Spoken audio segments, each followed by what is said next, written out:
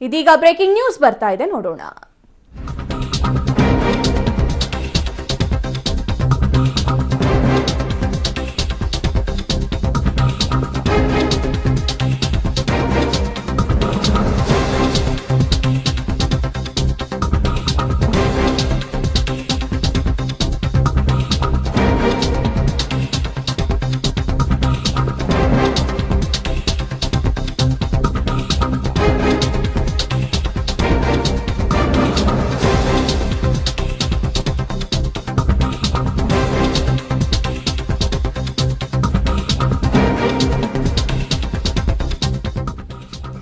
ಮತ್ತೆ ಗುರು ಶಿಷ್ಯರು ಒಂದಾಗಿದ್ದಾರೆ. ಗುರು ಶಿಷ್ಯರ ಪ್ರಚಾರಕ್ಕೆ ಮುಹೂರ್ತ ಕೂಡ ಫಿಕ್ಸ್ ಆಗಿದೆ. 5 ದಿನಗಳಲ್ಲಿ ಸಿದ್ದರಾಮಯ್ಯ ದೇವೇಗೌಡರ ಜೊತೆಯಾಗಿ ಕ್ಯಾಂಪೇನ್ ಅನ್ನ ಮಾಡ್ತಾರೆ. April 9 Mysuru, April 10 Tumakuru, April 11 Hassan, 12 Mandya, April 13 ಬೆಂಗಳೂರಿನಲ್ಲಿ ಸಮಾವೇಶವನ್ನ ಮಾಡ್ತಾರೆ. ಜೊತೆಗೆ ರೋಡ್ ಶೋವನ್ನ ಕೂಡ ಮಾಡ್ತಾರೆ. ಒಂದು ಕಾಲದಲ್ಲಿ ಹಾವು ಮುಂಸಿಯಂತೆ ಇದ್ದ ದೇವೇಗೌಡರು ಮತ್ತು ಸಿದ್ದರಾಮಯ್ಯ ಕಾಲಚಕ್ರ ಉರುಳಿದಂತೆ ಇವತ್ತು ಜಂಟಿಯಾಗಿ ಪ್ರಚಾರ ಮಾಡುವಂತಹ ಸಂದರ್ಭ ಅವರಿಗೆ ಬಂದೊದಗಿದೆ.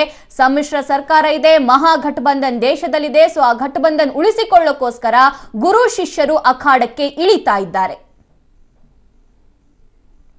ಹೆಚ್ಚಿನ ಅಪ್ಡೇಟ್ಸ್ ಪಡ್ಕೊಳ್ಳೋಣ ನಮ್ಮ ಪ್ರತಿನಿಧಿ ಸುಕೇಶ್ ಅವರಿಂದ. ಸುಕೇಶ್, ತೆಳಮಟ್ಟದ ಕಾರ್ಯಕರ್ತರಲ್ಲಿ ಕಾಂಗ್ರೆಸ್ ಹಾಗೂ ಜೆಡಿಎಸ್ ಅನ್ನುವಂತಹ ಭಿನ್ನಮತ ಇದ್ದೇ ಇದೆ.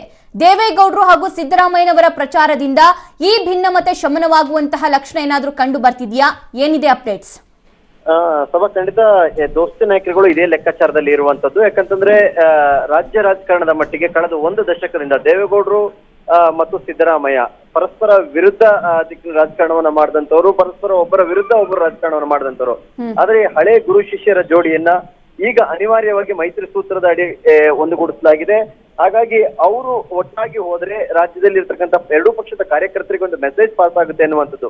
ಯಾಕಂತಂದ್ರೆ ಬೂತ್ ಮಟ್ಟದಲ್ಲಿ ಇರ್ತಕ್ಕಂಥ ಗೊಂದಲ ಅಥವಾ ತಳಮಟ್ಟದಲ್ಲಿ ಇರ್ತಕ್ಕಂಥ 2 ಪಕ್ಷಗಳ ನಡುವಿನ ಕಾರ್ಯಕರ್ತರ ನಡುವಿನ ಗೊಂದಲ ಏನೇ ಇರ್ಬೋದು, ಆದ್ರೆ ಈ ದೊಡ್ಡ ನಾಯಕರುಗಳು ಕೂಡ ತಮ್ಮ ಮುನಿಸನ್ನ ಮರೆತು ಈ ಚುನಾವಣೆಯಲ್ಲಿ ಒಂದಾಗಿದ್ದಾರೆ ಅನ್ನುವಂತ ಮೆಸೇಜು ಅವರನ್ನು ಒಗ್ಗೂಡಿಸಬಹುದು ಅನ್ನುವಂತ ನಿರೀಕ್ಷೆಯಲ್ಲಿ ಬಹುಶಃ ಒಂದು ಪ್ರಯತ್ನ ಆರಂಭ ಆಗಿರುವ ಸಭಾ. ಓಕೆ ಸುಕೇಶ್, ಥ್ಯಾಂಕ್ ಯು ನಿಮ್ಮೆಲ್ಲ ಮಾಹಿತಿಗೆ.